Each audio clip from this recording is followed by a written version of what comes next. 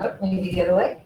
Okay. No, it's perfect. Okay, is that okay? Now you can close the slides. Okay, is that okay? Yeah, you can start. All right, so thank you very much. I hope you can all hear me online. I hope everything's okay.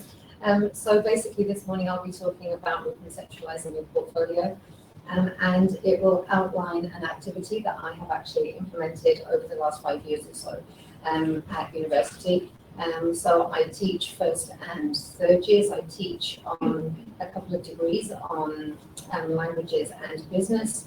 So I do business English, I teach English, and then I also teach translation, so Portuguese into English translation. And this idea came about, I think, because primarily because of the negative connotation of the word portfolio to begin with. But I think that when you tell students they have to create a portfolio, automatically there's this negative connotation, the wall goes up. So hence the creation of an autonomous learning project, which would hopefully enhance autonomy as well.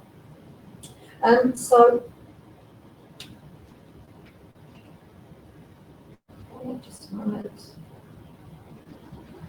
Okay, so talking about pre, peri, and post-pandemic teaching, I think that it's been an undercurrent, obviously, of this conference that the pandemic has changed the role of the teacher in the classroom.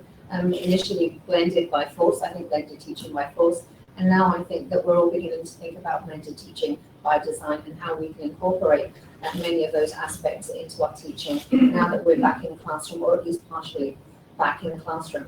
So I think that this has made us really rethink what we do and how we do it, and how the students can actually benefit from certain practices. And more importantly, how we can actually engage and motivate learners and increase their autonomy.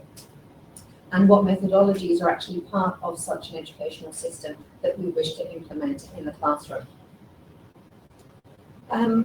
If we go back to the traditional classroom, the issue perhaps with current teaching methodologies is that they date back to the mid-19th century, where methodologies were very teacher-centered, and they focused on preparing graduates to find a job once they completed their higher education programs. Unfortunately, that does not reflect a globalized and high-tech world, where there is obviously a rapidly changing global marketplace. And due to increased mobility, obviously our students and learners have also become much more heterogeneous, and therefore that educational paradigm should shift accordingly. And so the idea of trying to prepare students for the workplace, I think, needs to really change or have an impact on what we do in the classroom, so that we actually incorporate the professional demands, because this transition between higher education and the workplace has become increasingly difficult, because what is now taught does not necessarily reflect the professional demands in different contexts, or the professional demands in the future in 5 or 10 years. So what we need to do is imbue our learners with the skills and competencies that they need to be able to transition between different professional contexts in the futures. And this is corroborated by the Reconcept that say that few university graduates are prepared for the realities of work, with even fewer displaying the skills necessary for success in gaining employment. And therefore, in my view, active learning strategies are actually key to this change, and we need to really think about what active learning entails. Collins and O'Brien define active learning as a process of having students engage in some activity that forces them to reflect upon ideas and how they're using those ideas. And therefore, if we think about creating more learner-centered approaches with methodologies that include things like task solving, teamwork, role play, and of course authenticity in the classroom, as well as regular feedback, both from the teacher and from their peers, so there is a certain amount of reflection, and that will mean that learners will become more engaged in the actual learning process. And if they take on a more active role, and that includes in the program design and possibly assessment criteria in different contexts, then hopefully that will lead to greater autonomy, increased awareness and critical thinking, and enhanced motivation. And so what I feel is very important to take into account here is Kellers' ARCS model of motivation. He claims that motivation is key for learners to achieve their desired goals and to obtain a feeling of accomplishment. And the model is based on the first letter of these four factors that we start with attention. So if there's perceptual arousal and task variability and a lot of learner participation and hopefully some humour as well, that we have the student's attention, we're able to keep it. And then if we make sure that the task is perceived by the learners as relevant, there is authenticity of the tasks, there's immediate applicability, and they can possibly see some future usefulness in the tasks that they're required to carry out, and that they build upon the knowledge that they have brought with them and then hopefully further develop and acquire new competences, then that will lead in turn to increased confidence as they feel that their needs and expectations are being met, that they are faced with challenging opportunities. They're not opportunities or tasks which they find easy, but that they find challenging and that they can accomplish, that there's a feeling of personal responsibility and reflection and autonomy, which ultimately will lead to satisfaction if they have positive outcomes. And besides the extrinsic rewards that very often people get from test results from teachers, I think that they can also receive intrinsic rewards due to their accomplishments as they actually are able to produce these tasks successfully. And so if we follow this ARCS model, the idea is that we can gain increased motivation, and with increased motivation, we have more engaged and more autonomous learners. And so how do we enhance motivation? Well, Kellers says that motivation consists of the amount of effort a person is willing to exert in pursuit of a goal. And consequently, motivational design is concerned with connecting instruction to the goals of the learners, providing stimulation at appropriate levels of challenge, and influencing how the learners will feel following successful accomplishment or even following failure, and what they've learned from the failure. And so when we think about subject design, we need to think about the analysis of the subject itself in terms of audience content and current and new strategies, the design of the subject itself, so new motivational strategies and goals and learner assessment, and then of course the development of the materials, and then the assessment of student reactions to the process. In practice, how did I do this? So I actually worked with students that are doing a first cycle degree in translation with specialization in English and one other foreign language, which can be either French or German or Spanish. And the curricular unit that I worked with was English 2, so it's the second semester of the first year. And the activity was actually a 15-week-long activity. The idea of the activity was not the syllabus itself or the course program, but a complementary activity that students had to carry out throughout the semester. The contents themselves focused on film, and we had to do such areas as creative writing, biography, synopses, film reviews, and the oral part was actually the presentation of the film.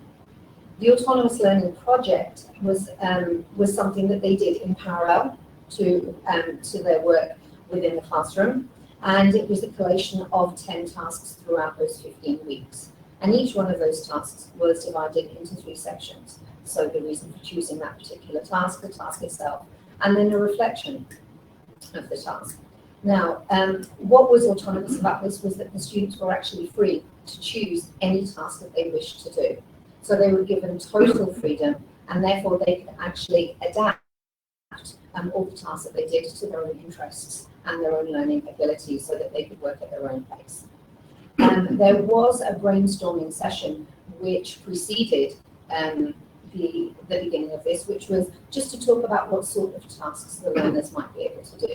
Now, these tasks could be something as simple as doing grammar exercises in areas that students felt that they needed more practice in. It could be something much more free in that they created an extra piece of creative writing besides the one they had to do in class, extra biographies, or among many other things that they had to do, things like they wrote recipes, they also wrote film reviews, they wrote logbooks, so journal entries, they did translations, for example, of song lyrics, they created subtitles for shows, so there are a wide range of tasks that they could use. And the project could actually be just a range of different tasks, or some students chose to do a theme-based task. And I'll come back to that and show you some samples later on. There was feedback every 2 to 3 weeks, both from the teacher and from peers, in either individually or in small groups, just to feedback on what they've done so far, on how they could improve the tasks further on down the line, and how they could actually fully develop the reflection of each task at the end. And then at the end, they were expected to write an introduction and a conclusion to the autonomous learning project. Now, this was worth 25% of the final mark. So this was an incentive, I think, to work on this during the semester, but outside the classroom. And such factors that were taken into account when marking were the range of tasks, the range of language in terms of grammar, vocabulary, and obviously complexity, the completeness, and then the level of self-reflection that was present both in the post tasks and in the conclusion itself. What I decided to do this year was that I took students from last year's first year and from 3 years ago, and that I carried out a feedback questionnaire just to ascertain some of their feelings in relation to this particular project. And there were just 8 questions and one final open-ended question, and it had to do basically with their feelings towards the creation of this project.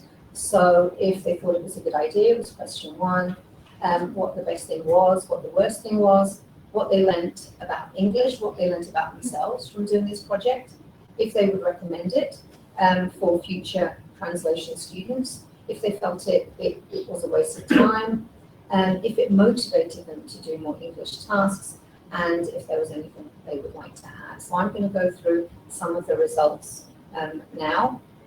So I actually received results from 23 students. And I actually received 13 results from first year and 10 from third year. So I had the results of students who had just finished this particular task and students who had actually done it 2 years prior to the moment where this was made live.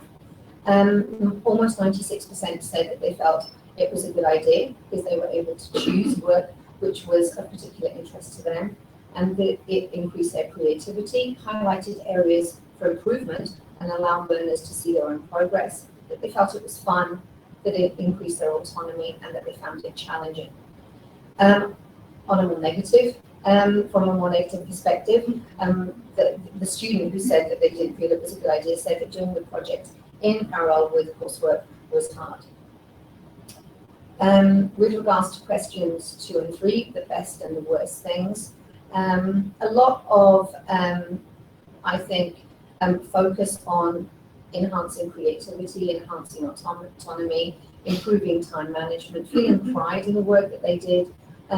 They liked the fact that they were able to choose the tasks that they did, and that they actually had control over their own learning, and that it didn't feel like work, which I think as a teacher is always really good to hear. In terms of the worst thing, they felt that it was rather difficult to think about different tasks, hence the importance of having that regular feedback. That there was possibly too much freedom, so I think these two are linked, that patience and time were needed, and that if they procrastinated, that sometimes they left things to the end and there was a large build-up of work. And one person said that they felt that there was nothing that was bad about it.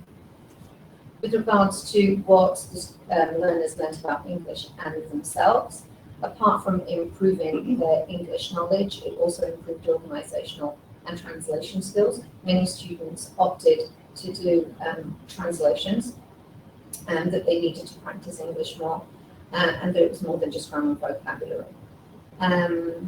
With regards to themselves, they said that they felt that they developed a greater appreciation of English, that they'd actually moved out of their comfort zone and that it was a good thing, that it was good to follow their instincts, and that they had interest in a variety of areas, and that they were quite opinionated on certain themes, that they needed to organise their time better and be more organised and not to procrastinate, and that they developed a newfound confidence in themselves. Although one student said that they did not know anything either about English or about the project. With regard to recommending this activity, again, almost 96% said yes, and with very similar results to the previous ones in terms of, creativity, self-improvement, and one student actually said that it created a closer connection with the teacher because of the constant feedback that was required, or the regular feedback that was required. With regards to the question about whether it was a waste of time, 100% said no, that it was not a waste of time, it was time consuming, but not a waste, but that they did feel a sense of achievement, that it allowed learners to move at their own pace, it encouraged creativity and autonomy, and was an opportunity to learn something. It also helped them to prepare for the test, so many learners chose to do tasks which were linked in some way to the coursework, and so that really reinforced. And if they got feedback on that, then they felt that that helped them prepare more, and that it helped them grow as learners and enabled them to reflect upon their work and that of their peers and actually be critical of it.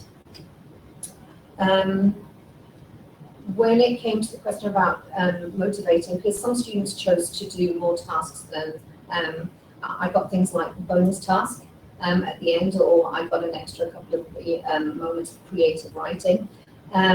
Many felt that 87% said that it motivated them to do more tasks because they were able to choose their own, and that they could change the task if they started something and they didn't really like it. They had the freedom to actually change or do something else. That they had a newfound appreciation for English, and that it created greater self-discipline. 13% mentioned that it was an extensive workload and that there was a lack of time to do all the tasks. With regard to the open-ended question at the end, a lot of very similar answers. That it was fun, they liked the freedom that they had, that it was a creative outlet, and that it helped them develop a wide range of skills. And that one person did say that there should be more flexibility, and that possibly there should be fewer tasks demanded. And on a more positive note, in the bottom right, a couple of students said that it was perfect and to keep teaching this way, which I think is always positive to hear.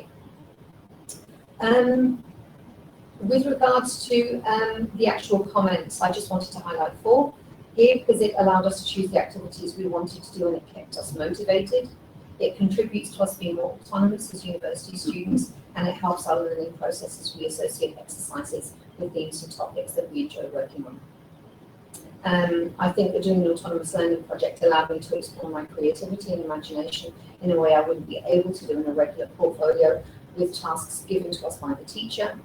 And finally, the best thing of doing was having no guidelines, totally in my own work, my own selection, my own research. So really quite positive feedback in terms of questionnaire results. I just wanted to show you some samples of the students' work. So we have here a couple of covers and contents and comments. So we actually have a couple of theme-based examples here. So one was on film, so the one on the left, the one in the middle was about true crime, so it was related to the theme of crime. And then we have a table of contents on the right and a brief extract from the introduction. This is going to be a mix of music and films, the things I love the most. Cooking that I love too, of course, it's going to have grammar because it's very important to improve my English. With regards to some of the conclusions that I received that I chose, so these are excerpts from the conclusions. On a personal level, I think I was able to develop my autonomy because I chose all the tasks I intended to do and did research for them. Having the freedom to choose what I wanted to do also gave me the motivation to keep working because I was doing what I liked. This second semester in comparison to the first was a lot more challenging in a good way, I believe, at least with the subject. I think that with this portfolio, I got a lot more motivated and prouder of what I did, which is what is supposed to happen. I really do think it pushed us to think and create something we could give a personal touch to. And overall, this might have been the most useful work I did all semester, and I enjoyed doing too. And finally, some conclusions. I think that the learners' perceptions of this project were very positive. I think that active learning approaches increase learner autonomy, engagement, motivation, and those are all positive things to prepare graduates for future professional contexts. I think it was an opportunity for learners to do something they felt was fun, and so there was a greater motivation to do the tasks. I think the process empowers learners, and principles underpinning this experience, I think, can be extrapolated to other areas. It's very easy in whatever area we're working in to actually tell students to do some autonomous tasks outside the classroom in an area of their choice or of the actual subject. Learners picked up important skills for future professional settings by increasing their creativity, autonomy, and critical spirit. And finally, I think that the skills developed may enable learners to succeed in different settings, which may be an advantage in the workplace in the future.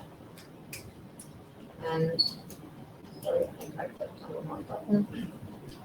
Okay, so those are just my references, and any questions?